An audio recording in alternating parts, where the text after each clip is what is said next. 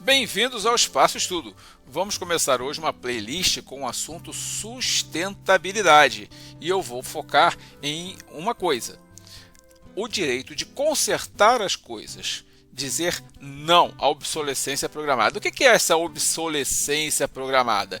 É quando a indústria cria equipamentos, produtos com data de validade embutida, ou seja, não é como um alimento perecível. Ele tem uma previsão de quando ele vai estragar. E o pior é que a previsão é que quando ele estragar, tiver um defeito, você vai ter que jogar o produto inteiro fora, você não vai poder consertá-lo. Então, por exemplo, lâmpadas. As antigas lâmpadas, você não conserta lâmpadas, mas o que acontece?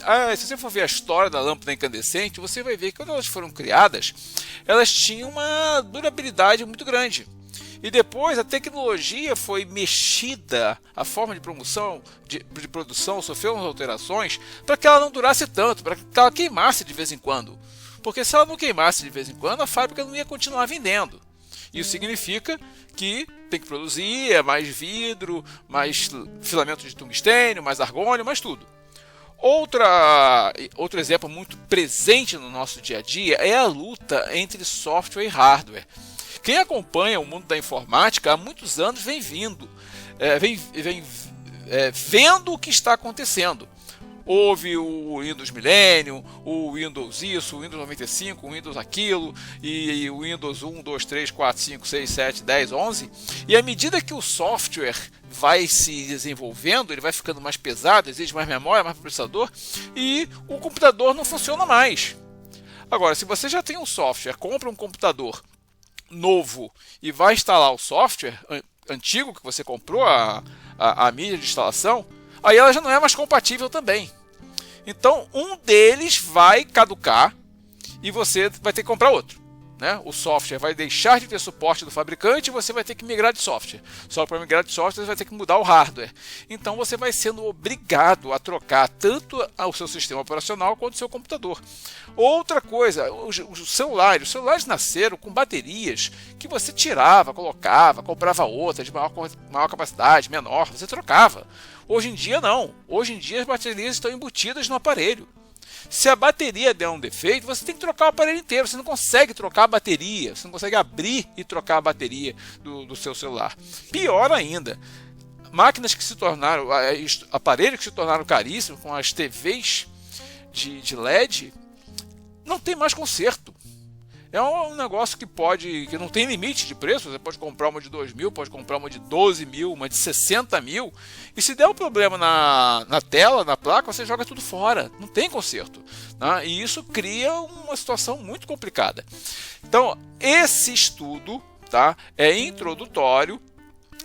Não à toa está aqui uma lanterna, porque ao final desse vídeo sobre o assunto sustentabilidade e o direito de consertar, que eu vou apresentar como é que isso aí está, em breves palavras, como é que isso aí está hoje no mundo, eu vou fazer um exemplo, vou consertar essa lanterna aí, ok? Então, normalmente eu termino o vídeo lá onde eu coloco as bandeiras. Não façam isso, o vídeo não vai terminar lá onde está a bandeira nacional, ok? Bom, então eu vou reparar uma lanterna de cabeça. E não se esqueçam de manter o círculo virtuoso do YouTube, em que você curte o vídeo, se inscreve no canal, deixa as notificações ativadas e compartilha para os seus colegas esse vídeo, ok? Vamos lá. Aqui eu coloquei um site, está aqui o site, repair.eu, que aqui vocês também podem acessar aqui pelo QR Code diretamente. Deixa eu mudar isso aqui. Você pode vir aqui direto para o QR Code. Continuando, aqui está o endereço desse site, Reparo na Europa, repair.eu, e aqui você tem o QR Code para acessar diretamente o site de uma campanha. Eu já tinha visto na TV há algum tempo falando sobre isso, movimento, pessoas reclamando pelo direito de reparar, de consertar e não serem obrigados a jogar fora os seus equipamentos que estão funcionando, e serem obrigados a comprar outros. Há um paralelo no Brasil. Descobri isso hoje quando fui pesquisar, novamente está aqui o endereço, vocês podem dar uma olhadinha. Olha, eu só pesquisei essa tela, eu peguei o endereço, eu fiz o QR Code e eu não li o conteúdo, não li essa proposta de lei aqui, ó, tem uma proposta de lei embutida, então não li isso. Como eu só coloquei aqui como uma referência de que esse movimento pelo direito de reparar também existe no Brasil, então assim, eu não tenho nada contra, nada a favor, mas como eu não analisei, eu não estou colocando isso como uma sugestão para ninguém ser membro, para ninguém assinar, nada disso. Cada um faça isso por sua conta. Eu não fiz essa análise. E por fim, como sempre, eu coloco aqui a bandeira nacional, que é um espaço onde eu vou colocar os cards para o botão de inscrição no canal e os cards com os links para orientar para playlists ou outros vídeos, ok? E não se esqueçam, essa bandeira não tem partido, ela é de todos nós desde 1889. O vídeo não termina aqui, agora eu vou mostrar como foi feito o reparo dessa lanterna como um exemplo, tá bom? Obrigado, hein? Continue conosco. Bem-vindos ao Espaço Estudo. Vou mostrar agora como eu vou fazer o reparo dessa lanterna de cabeça. É uma lanterna a LED da marca JWS. É chinesa, né? Mas funciona muito bem. Ó. Ela tem dois LEDs, tem esse de baixo, que é uma luz difusa, alta intensidade, baixa intensidade e piscante. E esta aqui, que é de longo alcance e que você pode fazer um zoom, né, concentrá-la ou não, também com alta, média, baixa intensidade e piscante. Tá? Bom, a marca já foi dita, é a marca JWS, aqui ó, LED Headlight, JWS. Bom, nós devemos fazer hoje o possível para não jogar nada dessas coisas fora. Por quê? Quando isso aqui for descartado, vai virar poluição, né? É um material chinês, dificilmente isso aqui tudo vai ser reciclado, isso aqui vai virar poluente. E o pior, quando você joga um equipamento desse fora, você vai demandar um novo. E quanto mais nós demandarmos novos, mais recursos naturais, mais energia e mais serão demandados e mais CO2 será produzido. Então é muito importante que equipamentos que tenham condições de serem reparados, vamos reparar, não vamos jogar fora. Tá? Bom, vamos lá. Exemplo aqui de uma coisa. Qual o problema dessa lanterna? O problema dessa lanterna é apenas isto. Esta coisinha minúscula é um pedacinho de plástico que se quebrou, aonde fica o conector para carregamento. Vamos até lá.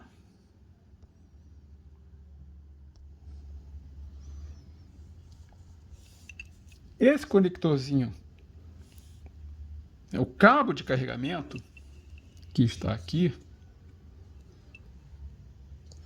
Ele tem um pequeno conector interno. Aquele pedacinho de plástico que quebrou, ele ficava aqui. Impedia que esse conector se deslocasse nesse sentido. Resultado, você não conseguia carregar. Esta peça aqui estava solta aqui dentro. Bom, o que eu vou fazer aqui? O que vamos tentar? De início, aquele nosso praticamente prego químico que se usa para tudo. Mas não é tão eficiente assim. É prático, versátil. Então nós temos aqui um cianoacrilato de baixa densidade, o cianoacrilato de média e o cianoacrilato de alta.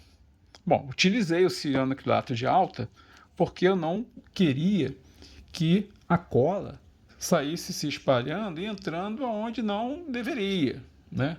Mas na quantidade que ela foi colocada, para poder fazer uma barreirinha aqui, você vê que ela demora a secar, né?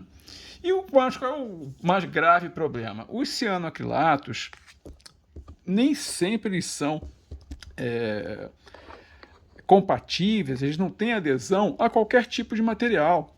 Vários plásticos, várias superfícies não vão ser coladas definitivamente ou eficientemente pelo cianoacrilato, principalmente porque ele, quando seca, ele forma um material muito duro e quebradiço. Então, por exemplo, você coloca em um material que é flexível, a cola acaba quebrando e soltando. E como isso aqui é uma caixa plástica, né, com tampa de borracha, com a movimentação do plástico, né, pela inserção e retirada do cabo de carregamento, então é muito provável que esse cianoacrilato não vai funcionar muito bem, né?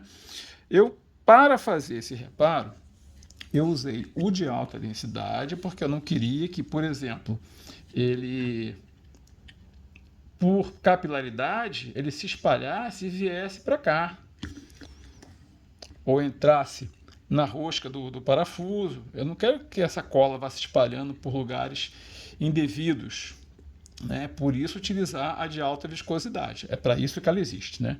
Quanto menor escorrimento você tiver disponível a aceitar, mais viscosa vai ter que ser a cola que você vai utilizar. Mas o que eu vou fazer aqui? Como eu não confio na durabilidade dessa colagem, eu vou utilizar um adesivo expansivo. Isso aqui é um adesivo, isso aqui não é um vedante de poliuretano, né? O vedante tem uma taxa de expansão enorme. Você bota um pouquinho e ele aumenta, sei lá, 40, 50 vezes o volume. A cola pur, o adesivo pur, não. Ele vai se expandir, mas talvez do dobro do volume, entre o dobro e o triplo do volume que você utilizou, vai se expandir. E ele permanece flexível, além de ser de alta resistência, ele é flexível e é compatível com muitos materiais, pedra, metal. Então eu vou arriscar que ele vai ser compatível para eu fazer uma barragem aqui, né, para que eu consiga fazer uma barragem aqui em torno que evite que esse conector se movimente, se desloque, sofra um esforço que vai quebrar a cola. Então eu vou fazer um fechamento aqui, sem bater na rosca, e outro aqui, né? Cuidando de não fazer nenhum tipo de curto, de criar contato entre esses diferentes polos aqui, né? Mas antes disso, como a cola ainda está secando, vamos usar o nosso soprador térmico para acelerar a secagem daquele resíduo de cianoacrilato. Depois colocar a cola pur. Bom, claro, para fazer isso, tirar a fonte, tirar as baterias que já estão carregadas e tirar esse conectorzinho daqui. Vamos fazer o aquecimento só do que precisa ser aquecido, sem aquecer o que não pode ser aquecido, como baterias e equipamento eletrônico. Bom, tudo que não é necessário foi retirado da área de trabalho, tudo que poderia ser soprado, voar, etc. As colas que não são normalmente resistentes a calor e algumas até inflamáveis, como o cianoacrilato. Usar o soprador com um concentrador e a temperatura mais baixa possível, né? Já que nós temos aqui uns circuitos integrados que nunca são resistentes assim, a altas temperaturas. Então vamos tentar concentrar ali no ponto adequado, apenas ali, o aquecimento, e fazê-lo com o mínimo possível de aquecimento das áreas em torno.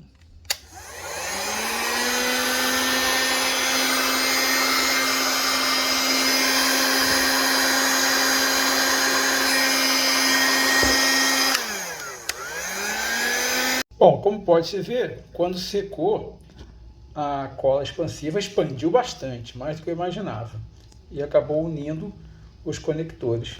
Mas como isso é poliuretano, com certeza isso vai ser isolante, não vai ter problema nenhum. E com relação aqui a essa peça de plástico vermelho, que estava solta, e a borrachinha também estavam soltas, eu preferi usar a mesma cola, a quantidade mínima, ínfima, de cola expansiva para fixá-la em cima do circuito impresso. Bom, resultado final, temos que engata e desengata.